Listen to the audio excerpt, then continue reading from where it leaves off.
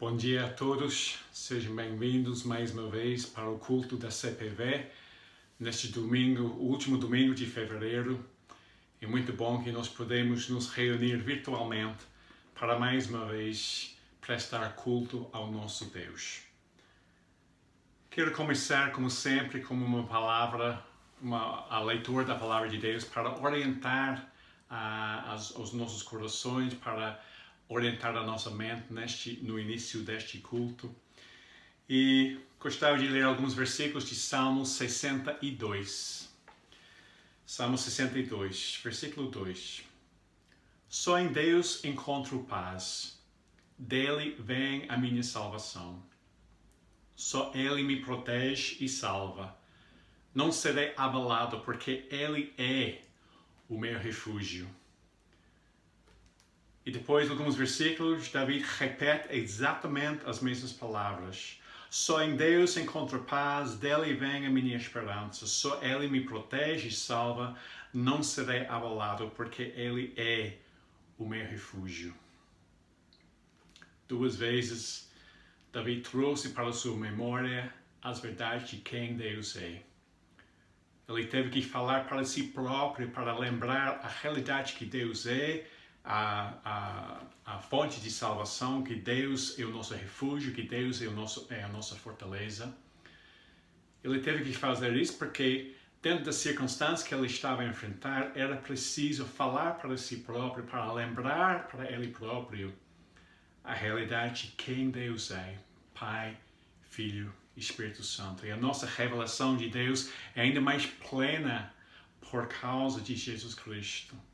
Então, mais uma vez, nós estamos aqui nesta manhã, em direto, ou se calhar mais tarde, no domingo, assistir em família.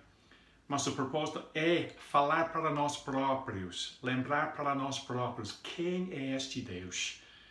Então, vamos orar neste momento e depois vamos cantar dois cânticos que levam-nos a contemplar, a lembrar, a enxergar a realidade de quem é Deus. Vamos orar. Senhor, nesta manhã nós podemos nos reunir mais uma vez. E queremos, Senhor, desde o início, engrandecer o Teu nome. Queremos agradecer-te, Senhor, pela Tua fidelidade para conosco. Chegamos ao final de mais uma semana de trabalhos, mais uma semana de desafios, mais uma semana de vitórias, alegrias e, se calhar, Senhor, momentos muito difíceis, ansiedades, preocupações. Mas em tudo que passou essa semana, podemos declarar que o Senhor esteve ao nosso lugar. O Senhor estava perto de nós. Então nós entramos nesta manhã e, tal como David escreveu há séculos, Senhor, nós declaramos que Tu és a nossa salvação, que Tu és o nosso refúgio, que só podemos encontrar tudo o que precisamos em Ti, Senhor. Queremos, Senhor, nestes momentos, a lembrar quem Tu és. Queremos, nestes momentos, reconhecer a Tua grandeza, a Tua perfeição e entramos com gratidão no coração por contemplar e lembrar a realidade de quem Tu és. Então, Senhor, mais uma vez, queremos oferecer ao Senhor aquilo que o Senhor merece, toda a honra, toda a glória, todo o nosso louvor. Oramos e pedimos em nome de Cristo. Amém. Então, dois cânticos muito simples. Deus, somente Deus. David falou, é só em Deus encontro paz. Este cântico ajuda-nos a lembrar que não há ninguém como nosso Deus. E um outro cântico mais simples, também uma expressão de gratidão a Deus. Bendiz minha alma ao Senhor. Nós existimos para louvar, para engrandecer, para bendizer ao nosso Criador. Então vamos cantar juntos nesta manhã.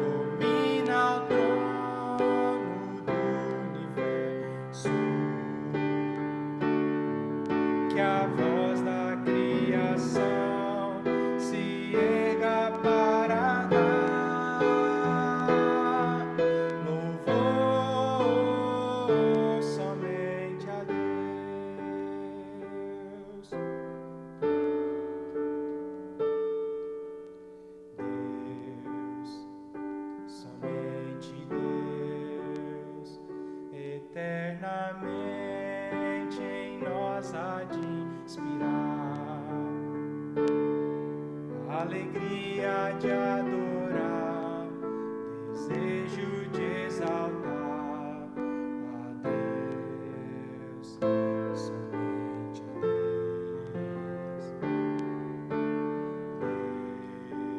Deus, somente Deus é que esquadrinha o nosso coração.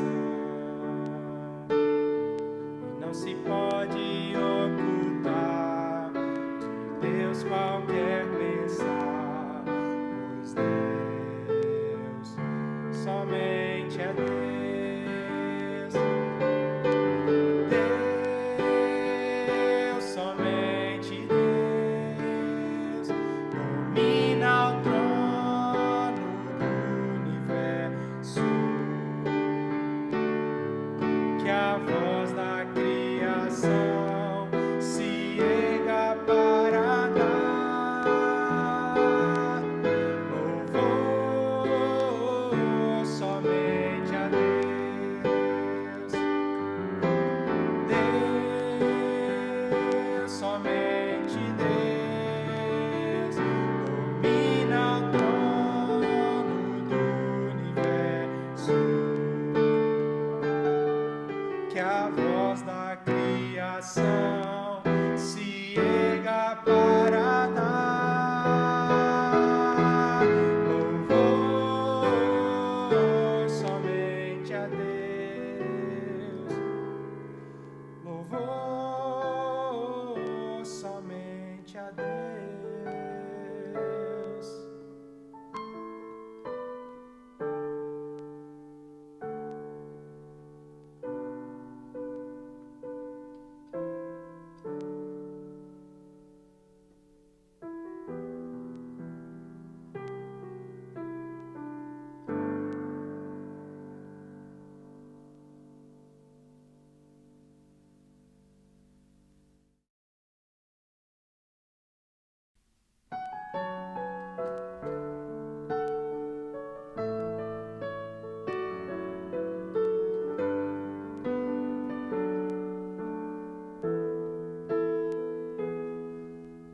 Bendiz minha alma ao Senhor, louva-o em seu esplendor.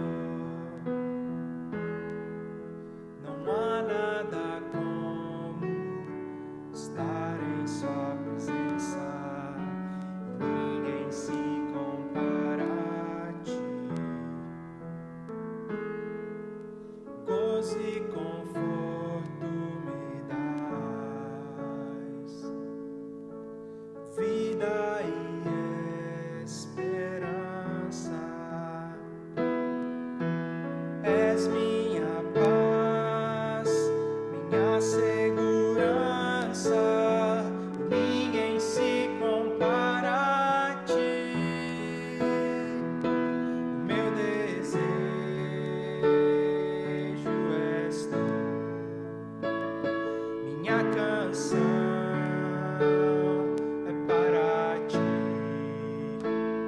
Meu coração anseia se entregar a ti, Senhor.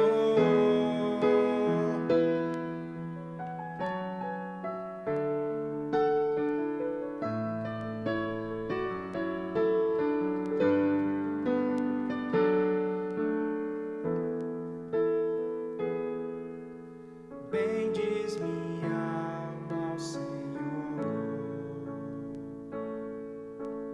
louva-o em seu esplendor. Não há nada como estar em sua presença, ninguém se compara a ti. Gozo e conforto me dás, vida e esperança. És minha paz,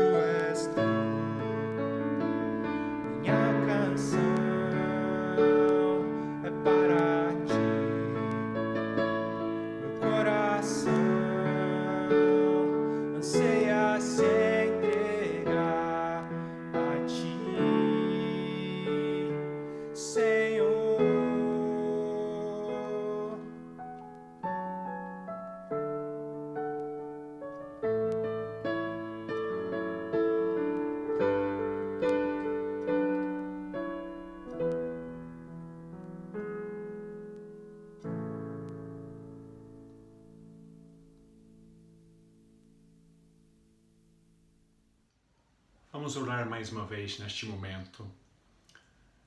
E o que eu gostava de fazer, eu gostava de incentivar vocês que estão a assistir em casa para aproveitar deste tempo agora no nosso culto, para que cada um de vocês possa abrir o coração para Deus no momento de confissão, no momento de adoração.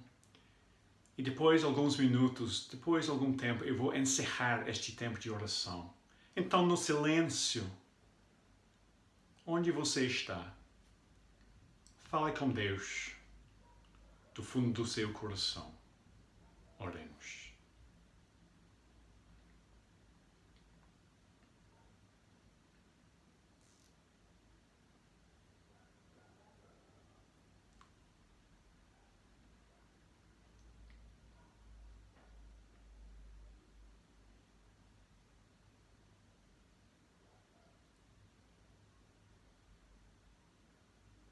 Senhor Deus, é bom dar uma pausa na correria das nossas vidas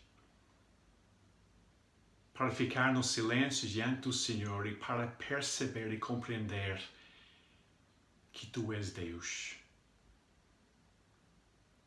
Senhor, nestes momentos de reflexão, nestes breves momentos de confissão, reconhecemos os medos que existem no nosso coração.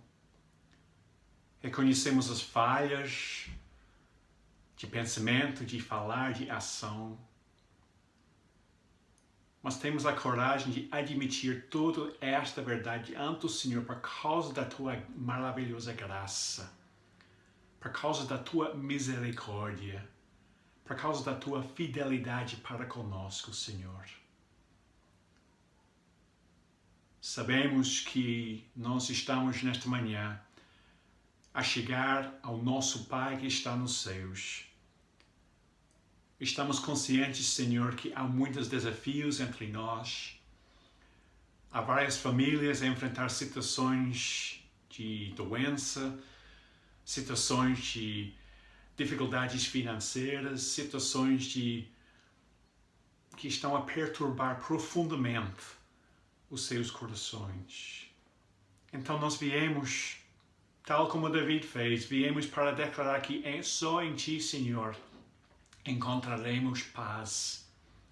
E pedimos, Senhor, simplesmente que através do Teu Espírito Santo, o Senhor venha para confortar, o Senhor venha para fortalecer, o Senhor venha para renovar e corrigir, para que possamos andar pela fé.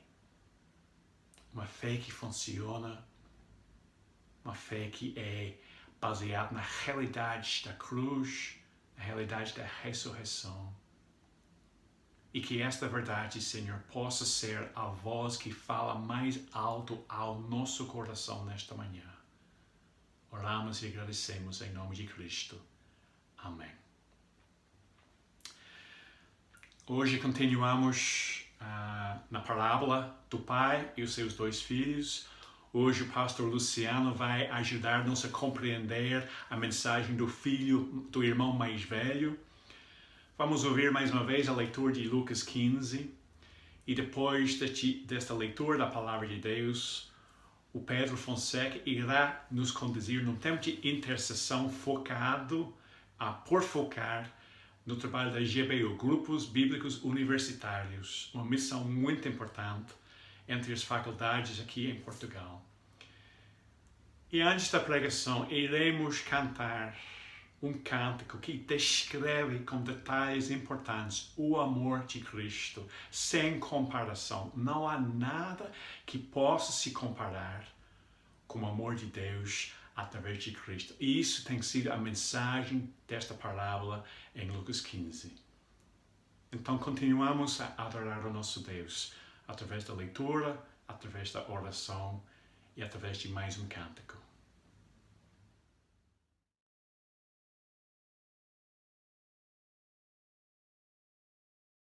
E prosseguiu.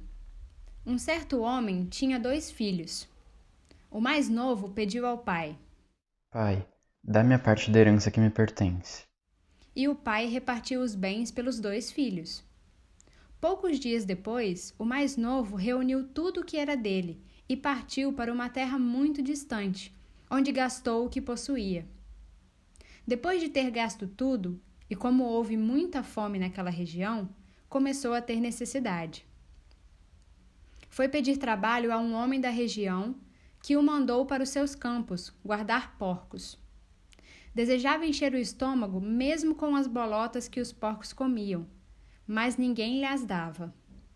Foi então que caiu em si e pensou: Tantos trabalhadores do meu pai têm quanta comida querem, e eu estou para aqui a morrer de fome. Vou mais a ter com meu pai e digo-lhe: Pai, pequei contra Deus e contra ti, já nem mereço ser teu filho, mas aceita-me como um dos teus trabalhadores. Levantou-se e voltou para o pai.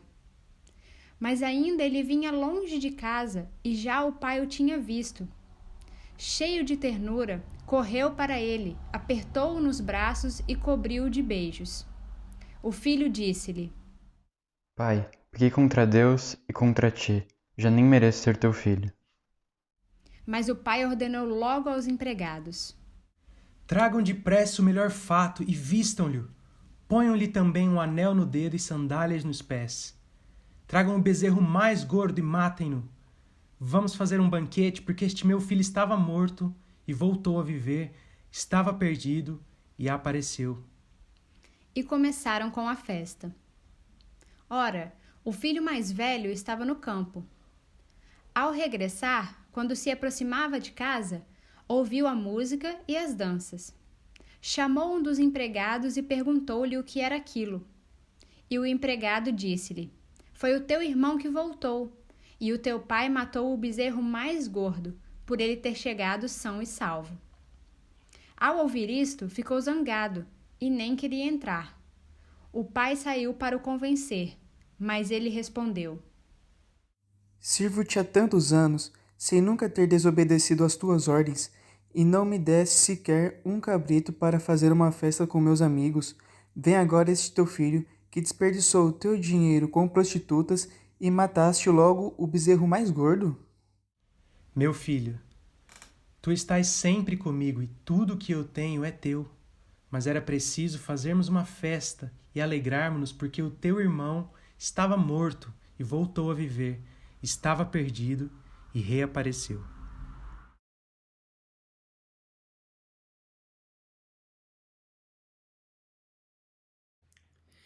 Irmãos, nesta manhã, no nosso tempo de intercessão, vamos focar os estudantes universitários e a missão universitária. Este já quase um ano de pandemia e o período de confinamento trouxe novos desafios aos estudantes. O ensino online requer que muitos estudantes passem cerca de 6 ou mais horas todos os dias em frente a um ecrã a assistir às aulas. E todos sabemos o desgaste físico e emocional que isso provoca. Mas, além disso, também estão neste momento afastados dos seus amigos e dos seus colegas, e o sentimento de solidão é um problema real. É mais difícil fazer, manter e nutrir as amizades neste contexto, e todos precisamos destes relacionamentos. A ideia de desistir da faculdade e não completar o curso, quer seja por falta de motivação ou por dificuldades financeiras, é hoje uma realidade bem mais presente do que antes. No nosso ministério no GBU também temos tido alguns desafios particulares. A motivação e disponibilidade dos estudantes cristãos para participar, por exemplo, nos núcleos, os grupos de estudo bíblico do GBU, que obviamente agora também são online, já depois de tantas horas de aulas online, nem sempre é a maior, o que é compreensível até. E o mesmo acontece com as palestras que continuamos a organizar no GBU e que acreditamos que servem para a formação dos estudantes e para os encorajar na sua fé. E por isso, irmãos, sugeria que durante esta semana se lembrassem dos estudantes e do Ministério do GBU e pudessem também orar por nós neste sentido. Não queremos que os estudantes se envolvam no GBU só porque sim. O que sobretudo queremos é motivar os estudantes a estarem juntos como comunidade de discípulos de Jesus na universidade, a continuar a crescer na sua fé, a amadurecer espiritualmente e a amar mais Jesus. E ao mesmo tempo que falem aos seus colegas das boas novas de salvação que há em Cristo. E por isso, irmãos, trago hoje também como motivo de oração, para além destas coisas, a evangelização nas universidades. Há tantos estudantes que nesta fase da sua vida procuram um rumo, procuram amor verdadeiro, procuram algo que lhes dê satisfação e dê sentido na vida. Mas procuram isto nos sítios errados e em coisas que nunca os poderão satisfazer. E continuam numa vida de costas voltadas para Deus, vivendo nas trevas, quando o que realmente precisam é daquele que é a luz, o nosso Salvador Jesus. Irmãos, oremos para que mais estudantes possam ouvir a mensagem do Evangelho e que, em arrependimento, possam colocar a sua confiança em Jesus, o único que lhes pode dar vida. E tudo isto já são vários motivos de oração que deixo convosco, mas vamos também orar por eles neste momento. Oremos. Senhor, neste momento queremos levar diante de Ti os estudantes universitários, Pai, e queremos pedir que alivies a situação em que estão neste momento. Senhor, não é fácil estar separado de amigos e dos círculos normais de convivência que eles têm, Senhor. Não é fácil estar tantas horas por dia sentados à frente de um computador. É desgastante, Senhor. Não é fácil não ter grandes perspectivas sobre o futuro e ponderar até a saída da faculdade, Senhor. Tudo isto mexe certamente com as suas vidas interiormente, Senhor, emocionalmente, a diferentes níveis. Ó Pai, nós te pedimos que possas aliviar, Senhor, este momento de um maior sofrimento para os estudantes universitários, Pai. Mas pedimos-te, Senhor, também que este momento possa servir para reflexão, Senhor, que possa ser como que um momento de parar e pensar na vida, Senhor, e que isso os predisponha também mais, Pai, para pensarem sobre o propósito de estarem aqui, Senhor, e que isso os possa abrir, Senhor, também abrir o seu coração para ouvirem a mensagem do Evangelho. Pai, e nesse sentido, nós oramos também pelos estudantes cristãos que estão na universidade e que têm o conhecimento da mensagem do Evangelho, Senhor. Pai, Senhor, que eles possam continuar entusiasmados, mesmo nestas circunstâncias particulares, Senhor, com a missão universitária, Senhor, que possam comprometer-se, Senhor, com outros estudantes cristãos, Senhor, a estudarem a Bíblia, Senhor, para se alimentarem da Tua Palavra, Senhor, que possam participar nas atividades do GBU, Senhor, que querem dar-lhes formação, Senhor, e motivá-los para a fé cristã, não pelas atividades em si, Senhor, mas por aquilo que queremos que isso resulte na vida deles, Senhor. Oramos, Pai, para que eles possam continuar a crescer na fé, para que eles possam, Senhor, amadurecer espiritualmente, para que possam, Senhor, continuar a caminhar contigo, a confiar em Jesus e para que o seu amor por o seu Salvador possa também crescer, Senhor, e que eles sejam proclamadores fiéis e constantes das boas notícias de salvação que há em Cristo Jesus, Senhor. E mesmo neste momento em que não estão presencialmente com os seus amigos, Pai, que eles possam ser criativos também na forma de falarem aos seus colegas da sua fé e também em arranjar formas de os servir em amor cristão, Senhor, que aponte também para a realidade daquele a quem nós servimos, o nosso Salvador Jesus.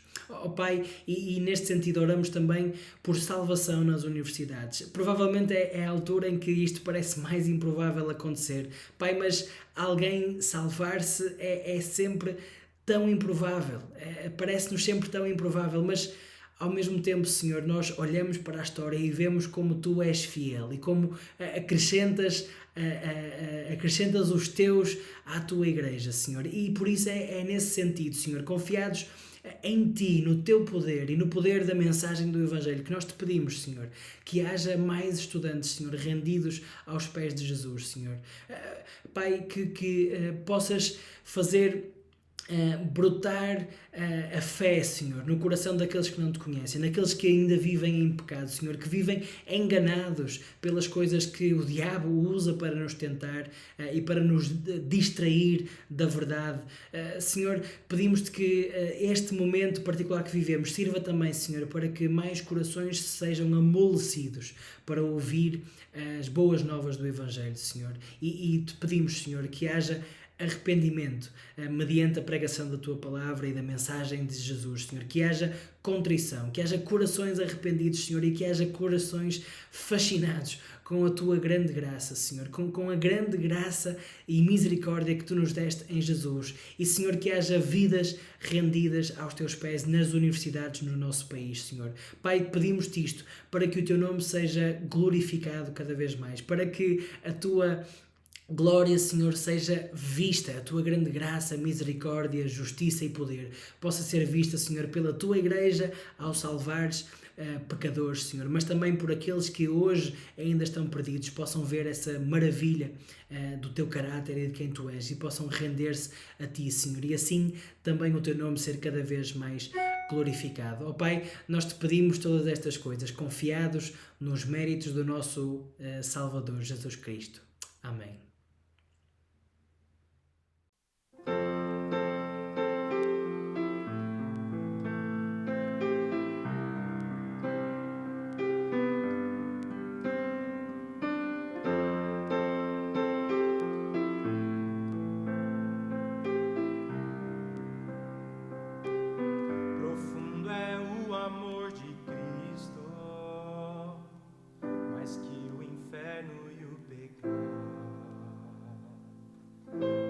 Seu trono e sua glória para levar-nos até Ele. Mais amplo é o amor de Cristo que o fosso que nos separou me alcançou em minhas trevas. Só Jesus pode salvar. Mais profundo que o mar, mais alto que as nuvens é, sem fim é o Teu amor. Mais forte é o amor de Cristo que o inimigo mais feroz. Me sustenta na tormenta, as águas não me afogarão. Me guiará o amor de Cristo no mais escuro vale aqui. De mim cuidará para sempre.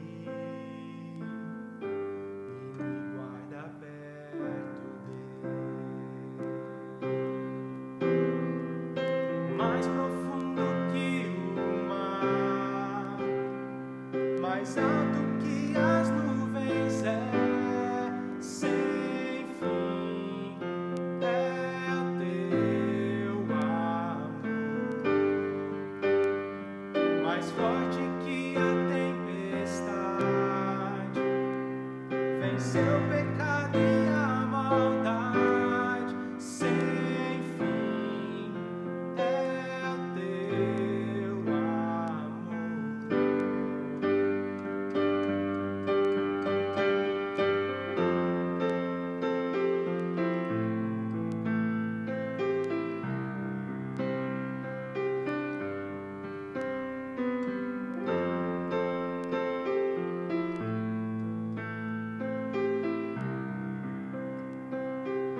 Mais doce é o amor de Cristo, quanto mais perto estou do fim.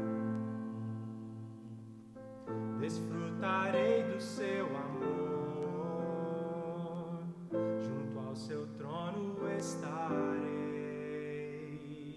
Me encherá o amor de Cristo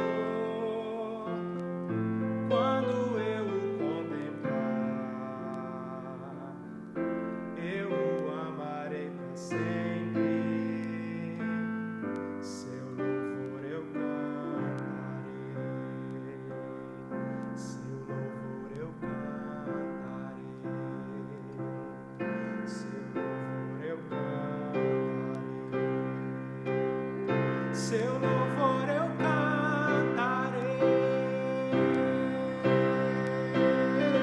Mais profundo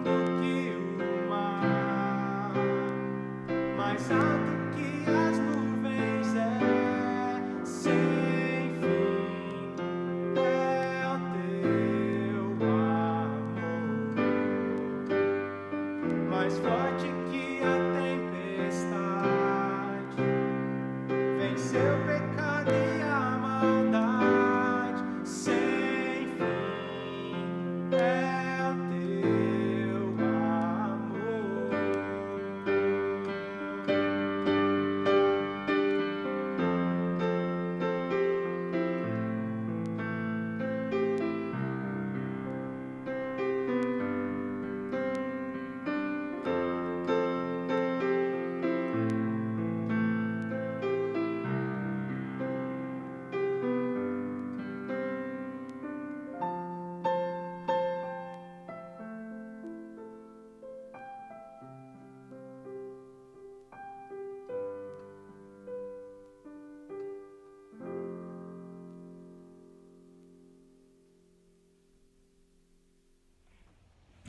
Bom dia, queridos.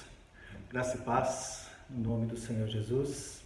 Estamos reunidos nessa manhã, mais uma vez, para meditarmos na palavra do Senhor e continuarmos o nosso estudo na parábola do Filho Pródigo, como já tem sido feito nesses últimos 2 domingos, onde nos foi exposto aquilo que as Escrituras nos falam sobre o filho mais novo e sobre o pai.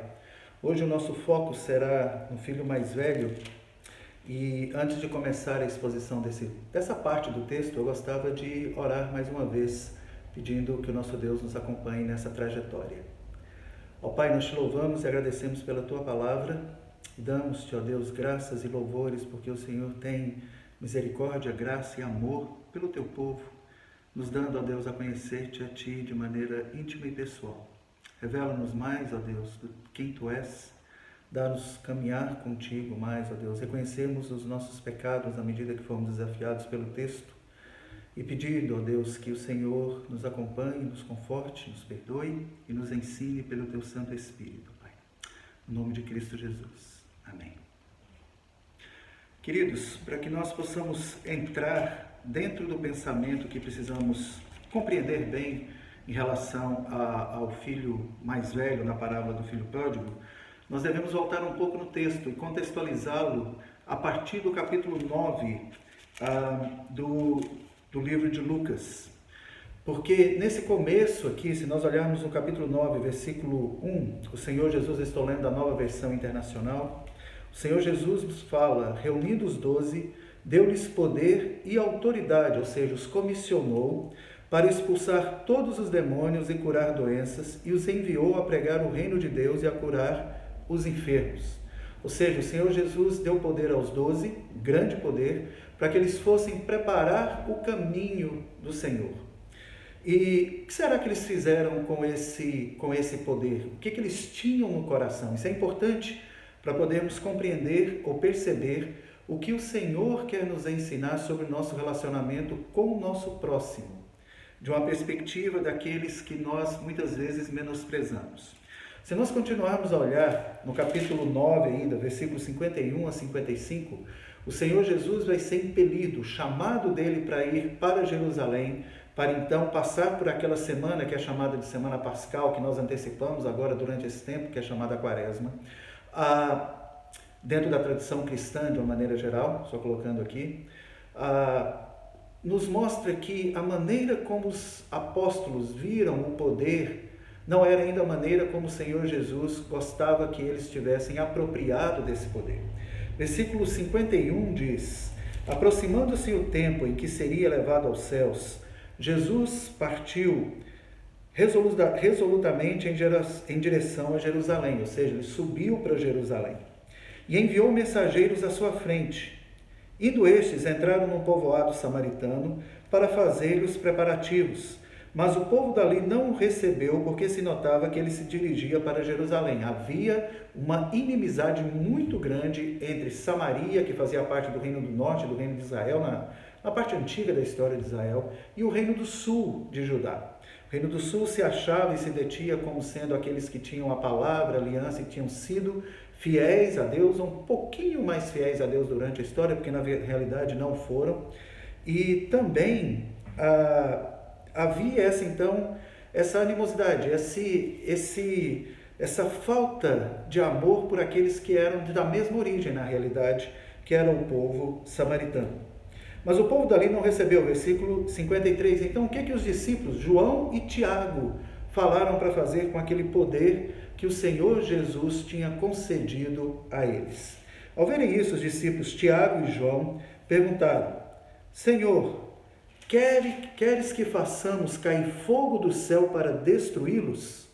Eles não pensaram em curar os doentes, em expulsar os demônios, mas eles simplesmente olharam e queriam destruir aquele povo, porque eles achavam que o poder deles era para isso. Se aquele povo não recebeu, então eles teriam que ser descartados, porque era um povo diferente, porque era um povo que não comungava das mesmas coisas que eles. E de certa forma, nesse momento, o que eles veem e falam esse povo não é merecedor das boas novas do Evangelho, não é merecedor da graça do nosso Deus. O Senhor Jesus, então, tendo uma grande multidão ao acompanhar, nesse processo de sair do norte, da região da Galileia, e ir para o sul, para Jerusalém, parece uma descida, mas na realidade é uma subida para os montes de Jerusalém, vai ensinar aos seus discípulos as coisas, ou a maneira como eles devem enxergar ao próximo, especialmente aqueles que são extremamente diferentes e opostos a eles, de uma forma bem didática. O Senhor Jesus, ele começa dizendo, ainda no versículo 55, mas voltando-se Jesus, os repreendeu, dizendo: vocês não sabem de que espécie de espírito vocês são, pois o Filho do Homem não veio para destruir a vida dos homens, mas para salvá-los. E foram para outro povoado. Ou seja, eles estavam ali então a caminho de Jerusalém, e saindo de Jerusalém, ao invés de evitar Samaria, que seria uma volta de muitos quilômetros, Jesus decide passar pelo meio de Samaria. E aí o Senhor Jesus vai trazer alguns ensinamentos de maneira muito prática para ele. Nós temos textos aqui que são paralelos aos ensinos que nós vemos em Mateus, muitas coisas relacionadas ao Sermão do Monte.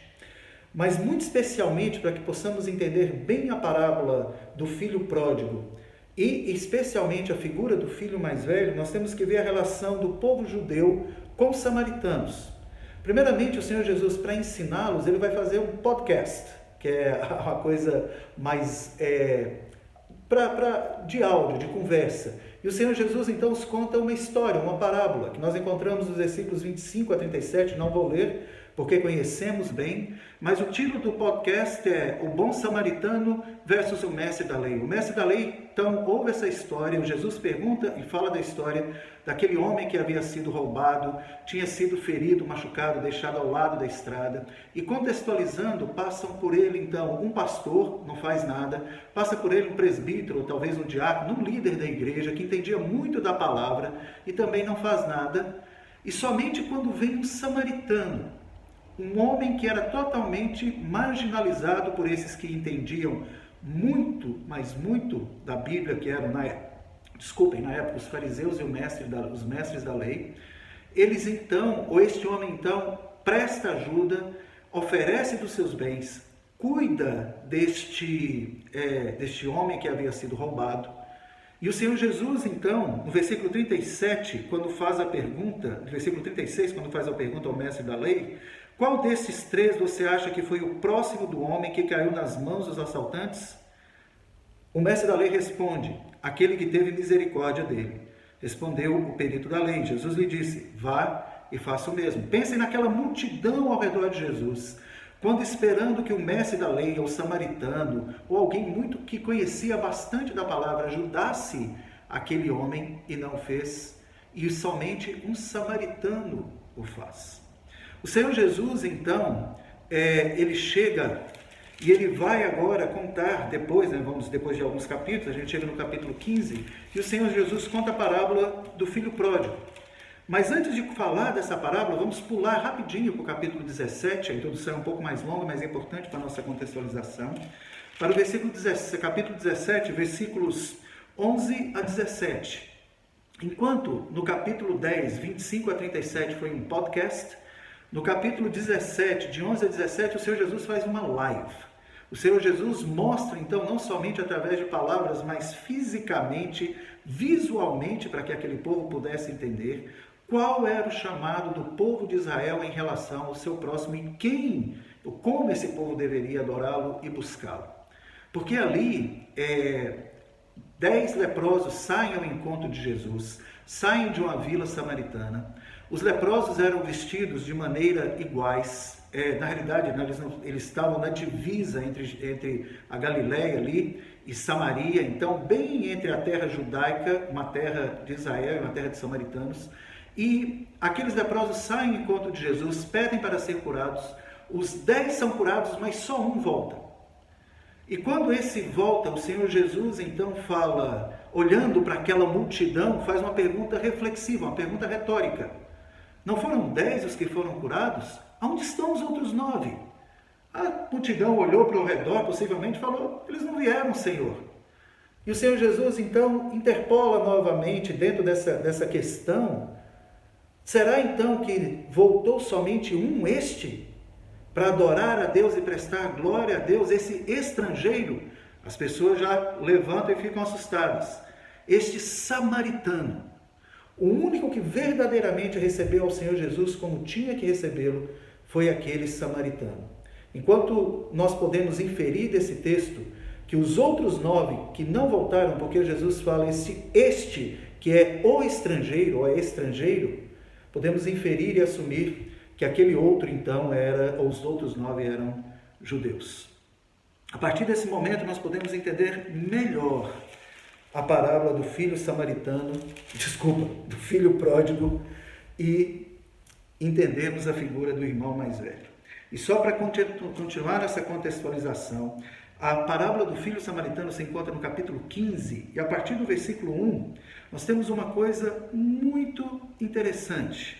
O Senhor Jesus, ele é desafiado pelos fariseus e pelos mestres da lei. Vejam bem, todos os publicanos e pecadores estavam se reunindo para ouvi-lo, aqueles que precisam ser curados. Mas os fariseus e os mestres da lei o criticavam Jesus. Este homem recebe pecadores e come com eles. Este homem, então, recebe aqueles que nós sabemos que não merecem da glória de Deus e come com eles. Este homem, então, faz com que a lei que nós sirvamos e seguimos seja uma lei que está sendo descumprida por ele. E o que o Senhor Jesus vai demonstrar aqui é que a lei que aqueles homens seguiam não era a lei que Deus havia determinado no Antigo Testamento. Eles haviam torcido essa lei. Estavam trazendo para si, ou buscando para si, a própria glória. Eles desmereciam e marginalizavam estes que não se pareciam com eles, que tinham uma língua um pouco diferente, pouquíssimo diferente, eram considerados estrangeiros, gentios muitas vezes, porque os gentios que não eram de origem ali de Abraão, das tribos. Os samaritanos o eram, mas eram considerados abaixo ainda desses gentios, porque haviam desprezados a lei. O que o Senhor Jesus faz, então, é colocar 3 parábolas. A primeira parábola é a parábola da ovelha perdida. Um pastor tinha 100 ovelhas, as 99 estavam bem guardadas, mas uma se perde, e o versículo 7 diz que depois que ele encontra essa ovelha, eu digo que da mesma forma haverá mais alegria no céu por um pecador que se arrepende do que por 99 justos que não precisam arrepender-se. Os fariseus e os escribas, os mestres da lei, criticando Jesus, e Jesus fala para eles, há muito mais glória e alegria no céu por um pecador que se arrepende do que 99 justos que não se arrependem. O Senhor Jesus estava sendo sarcástico, irônico, porque eles não eram justos. Depois tem a parábola da moeda perdida, onde o Senhor Jesus então fala a mesma coisa, de uma quantidade de moedas perdidas e somente uma moeda perdida, e essa pessoa vai atrás dela, encontra, e ele fala no versículo 10, eu digo que da mesma forma há alegria na presença dos anjos de Deus por um pecador que se arrepende. Ou seja, a busca e o levar a palavra de Deus não é por números, essa é uma primeira coisa, mas por demonstrar o amor genuíno àqueles que estão fora do reino. E aí entramos na parábola do filho pródigo, e aqui eu vou passar bem rapidamente pelo filho mais novo e pelo pelo pai, de uma perspectiva, porque já foram expostos para nós aqui, pelo Chris e pelo James. Mas a história é muito simples.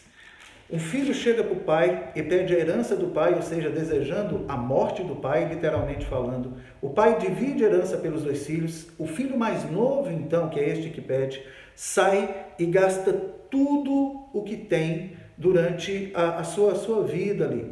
E depois ele cai na realidade, porque começou a passar muita necessidade, e ele cai na realidade que com aqueles que ele gastou tudo que tinha, estes não eram seus verdadeiros amigos ou irmãos ou que iriam tomar conta dele. Porque ele não encontrou esse abrigo. Ele desejou comer a comida dos porcos e nem isso conseguiu. Então, a ideia que o texto nos dá é que esse filho arrepende-se de maneira muito forte. E ele fala que no versículo 17, ele fala no versículo 18 que eu me porei a caminho e voltarei para o meu pai e lhe direi, pai, pequei contra o céu e contra ti, um arrependimento. E é muito bonito que depois, quando passando aqui para a questão do pai, ou ainda do filho, o filho fala que não era digno de ser chamado filho do pai, mas sim que ele deveria ser chamado somente servo. E aí, o pai, quando vê que o filho está a voltar, o pai vai de encontro a ele. Há um movimento, então, de arrependimento, que é de busca a Deus, de busca ao pai. Mas quem vem em direção ao filho, ou quem vai em direção ao filho, é o pai. Quem recebe é o pai. Quem coloca um anel, lhe dá roupas e sandálias, é o pai. E o trata como um filho que voltou. Isso gera, então, um ciúme extremo no filho mais velho. E agora, meus queridos, uma nota importante aqui. A figura do filho mais velho, por todo esse contexto que nós estamos vendo, é apontada diretamente para a figura dos fariseus e dos mestres da lei. Mas havia junto daqueles fariseus e mestres da lei uma grande multidão que acompanhava Jesus e que também muitas vezes, por serem judeus, pensavam similarmente a esses fariseus e mestres da lei, mas que estavam sendo por Jesus tocados e resgatados, ou seja, eles não exerciam seu farisaísmo, aquelas leis farisaicas, ou ao pé da letra como os fariseus queriam fazer, mas eles tinham sim uma certa relação com esses fariseus e olhavam de forma marginal para os publicanos, para os chamados pecadores, para os samaritanos. Então, o filho mais velho, o que ele faz agora e aqui, é demonstrar que no coração ele não entendia a graça e o amor do Pai. Veja que ele vive na casa do Pai, nós vamos ver isso no texto aqui, ele conhece bem o Pai, ele entende quem o Pai era, mas ele não consegue enxergar a dimensão da compaixão e da graça, da misericórdia que o Pai tem. Se fizermos um paralelo aqui com Jonas no Antigo Testamento, é muito diferente do que Jonas pensou. Jonas tinha esse mesmo sentimento que esses fariseus e esses escribas têm. Jonas não queria que os ninivitas, o pessoal da Síria, o povo da Síria fosse salvo, porque ele não gostava deles. E olha que isso foi antes do cativeiro ainda de Israel. Imagine se tivesse sido depois, quando a Síria tomou Israel e levou Israel cativo. Mas a ideia que o texto nos traz aqui, que lá no Antigo Testamento, Jonas não queria pregar para esse povo porque sabia da graça e misericórdia e sabia que esse povo seria salvo por Deus. Aqui nós vemos o contrário. Os fariseus e os mestres da lei conhecem, vivem na casa, praticam das coisas que o pai falava para praticar, comia das coisas que o pai servia, estavam ali em um, aspas, tipo de comunhão com o pai, mas não entendiam do amor, da graça e da misericórdia e da compaixão do pai. Isso gera um ciúme tremendo, e o filho, então, mais velho, versículo 25, enquanto estava no campo, quando se aproximou da casa, ouviu a música e dança, então chamou um dos servos e perguntou-lhe o que estava acontecendo. Este lhe respondeu, seu irmão voltou. Primeira característica, aquele que está de volta para dentro do círculo da casa do pai, é irmão do filho mais velho. Israel tinha uma ideia muito própria, e ele fez isso no Antigo Testamento, de que Deus era Deus somente de Israel, e que as bênçãos eram somente para o povo de Israel. Mas quando Israel é chamado como nação, no livro de Êxodo, no capítulo 3, quando Deus dá o seu nome, o nome Yahvé, e depois no capítulo 19 fala que Israel é uma nação santa, um povo de sacerdote, é um povo para que proclame essas verdades, e em 1 Pedro nós vemos isso sendo colocado. Pedro expressa isso de maneira muito clara, falando que nós somos povo, sacerdote e nação santa de Deus. Ou seja, nós somos irmãos dos israelitas do Antigo Testamento, somos o mesmo povo que ele, andávamos longe, mas quando o Senhor Jesus veio, o Senhor nos traz e nos une de volta ao aprisco do Pai. E a ideia aqui é que o filho, então, é enchido de ciúmes, porque ele ouve que que, versículo 27, seu irmão voltou e seu pai matou o novilho gordo porque o recebeu de volta são e salvo. Queridos, é muito importante nós vemos aqui esse artigo definido, esse o novilho gordo, é a primeira vez que aparece. Versículo 23, o pai fala, tragam o novilho gordo e matem-no. Nós vamos ver isso depois também no versículo 30, mas continuando aqui, mas guardem isso. Esse artigo definido para o novilho. O pai então faz toda essa festa, o filho se enche de ciúmes e então vai chegar até o pai. E aí, versículo 28 fala, o filho mais velho encheu-se de ira e não quis entrar. Vejam que o filho então não quer entrar no seio, não quer ficar junto, não quer estar na casa do pai. Algo interessante para vermos no texto aqui da rejeição desse filho mais velho em relação a quem o pai é. A ideia de não querer entrar na casa do pai, no contexto do Antigo Oriente, significa eu te rejeito como sendo parte da sua família. Eu te rejeito como sendo parte deste povo seu.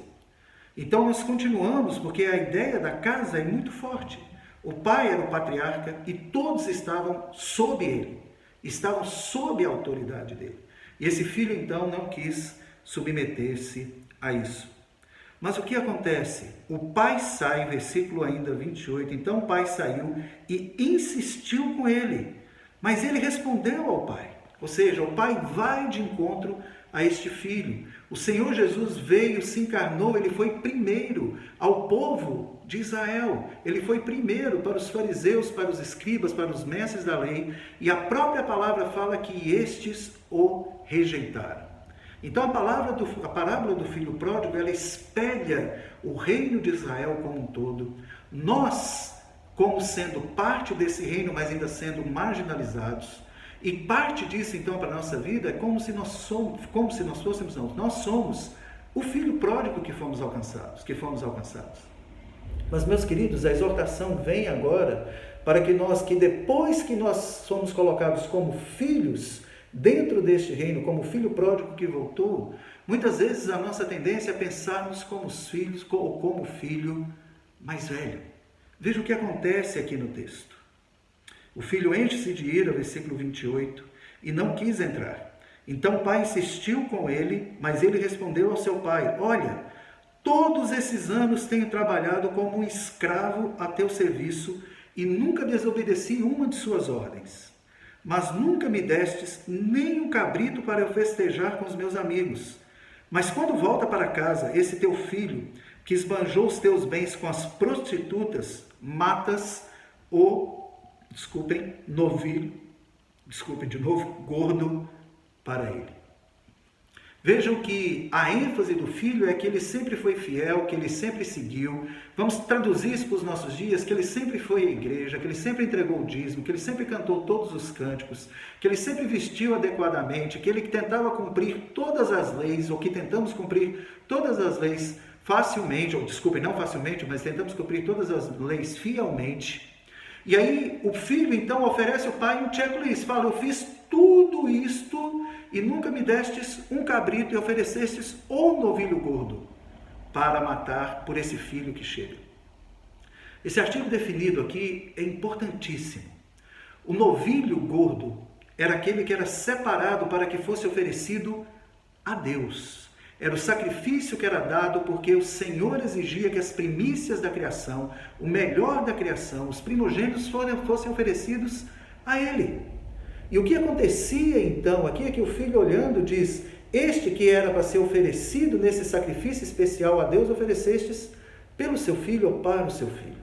Há um paralelo muito grande porque esse sacrifício era um sacrifício feito durante toda a etapa do Antigo Testamento e que se traduzia naquele chamado de sacrifício pacífico, ou oferta pacífica, que um desses tipos de oferta que nós conhecemos bem é que está a chegar agora daqui uns dias, que é a Páscoa, a morte de um cordeiro. Mas esse novilho fazia parte também, e este sacrifício, então, parte dele era oferecido de volta para o povo. Para quem oferecia o sacrifício? Para que esse povo pudesse partilhar dessa bênção, dessa comida gostosa. Em outras palavras, se a gente pudesse dizer, desse churrasco maravilhoso pela festa de comunhão, de um filho voltar a ter comunhão com o Pai. A nossa comunhão como filhos foi quebrada há milhares de anos atrás em Adão e Eva.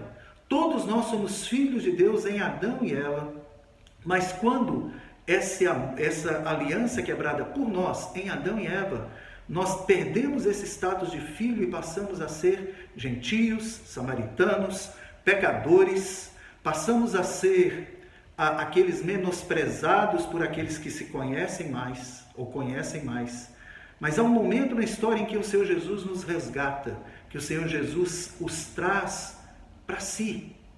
E a partir daí nós somos um filho que retorna. E em outras palavras, talvez nunca tenhamos perdido simplesmente a graça de sermos filhos, mas tenhamos um status de não sermos o filho daquele que recebe a graça naquele momento.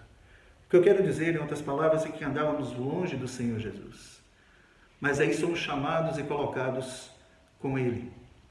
E uma vez colocado com eles, meus irmãos, o que eu gostava de trazer agora, para concluir nessa manhã, em termos de aplicação para esse texto, é algo que nós precisamos entender muito claramente e observarmos na nossa vida. Nós não somos melhores do que aqueles que estão lá fora.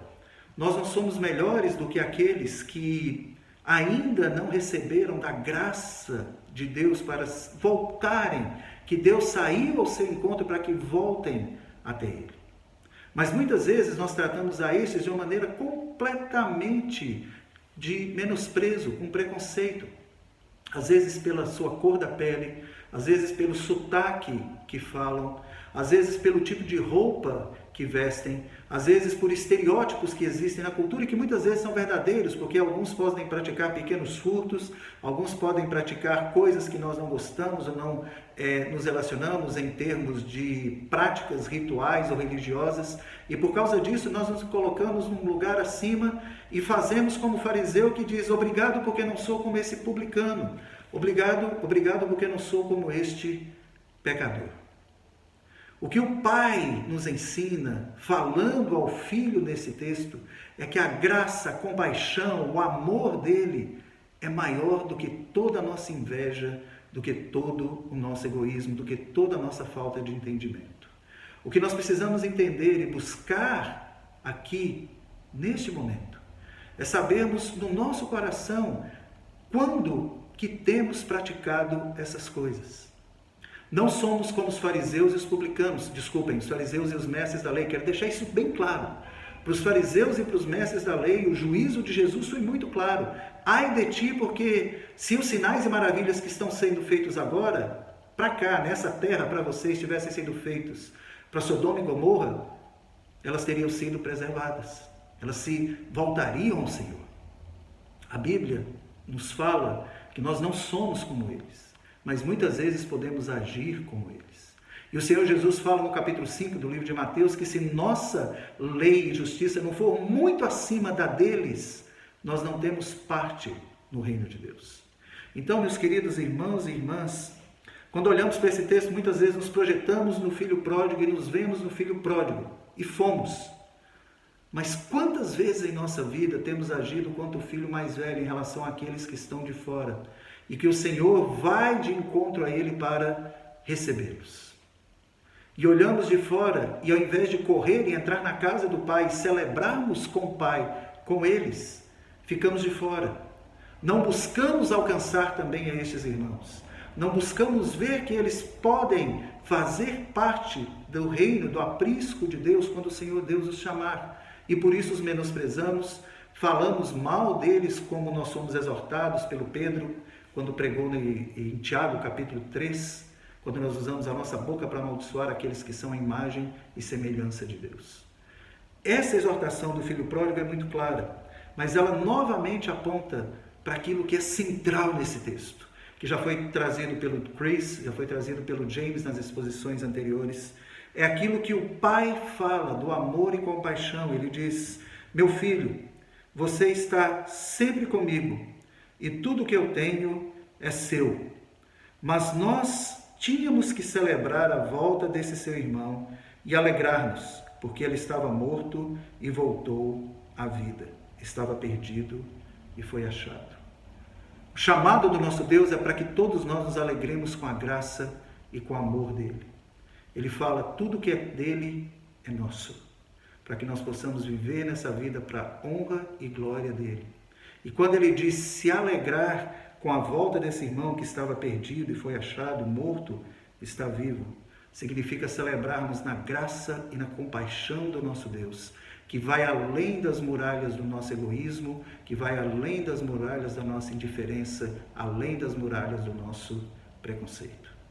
Olhe para o seu coração, veja quais são essas muralhas, quais são esses muros, quais são essas montanhas que nós temos e que têm impedido que você suba de acordo para Jerusalém e se encontre com o Senhor nessas horas.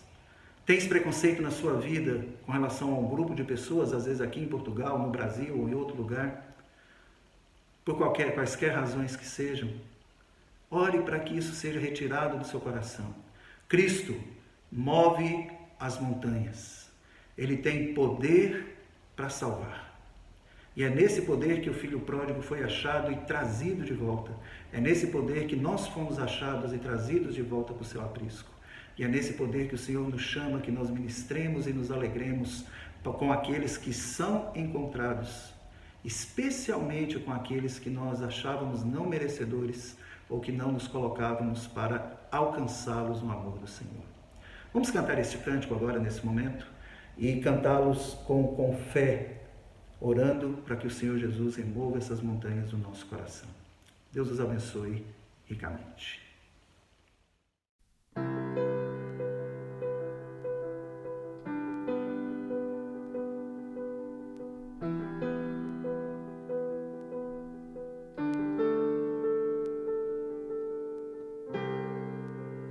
Todos necessitam de um amor perfeito,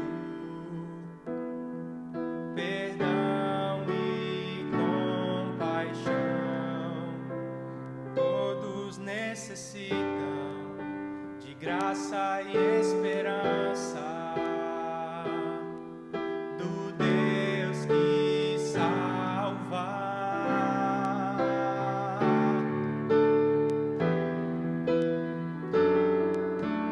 Cristo move as montanhas e tem poder para salvar. Meu Deus pode salvar para sempre, autor da salvação. Jesus a morte venceu, sobre a morte venceu.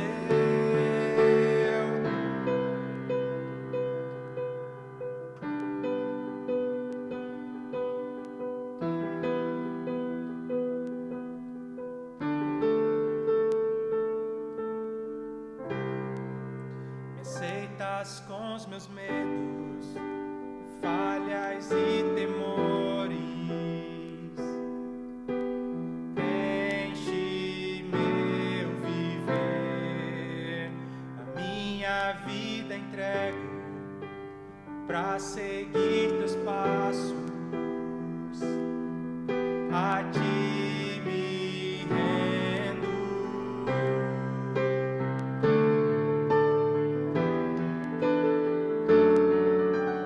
Cristo move as montanhas e tem poder para salvar. Meu Deus pode salvar para sempre, autor da salvação. Jesus a morte venceu, sobre a morte venceu. Possa o mundo ver brilhar a luz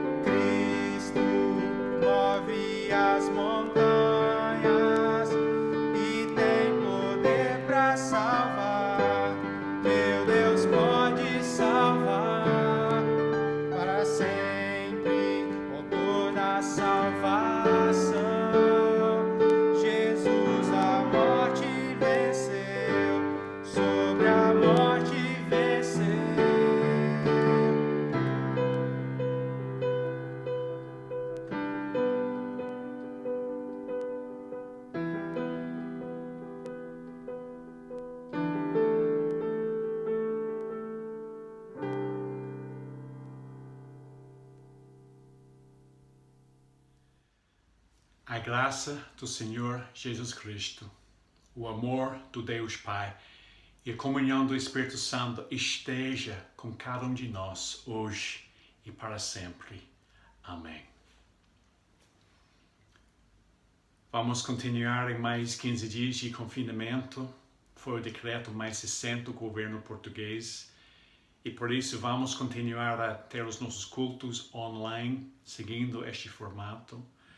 E continuamos a confiar em Deus que Ele dá-nos toda a paciência que preciso, que Ele possa segurar cada um de nós como pedras vivas, mas juntos com a Igreja de Cristo aqui no Porto. E nessa semana vamos continuar a manter um tempo de oração.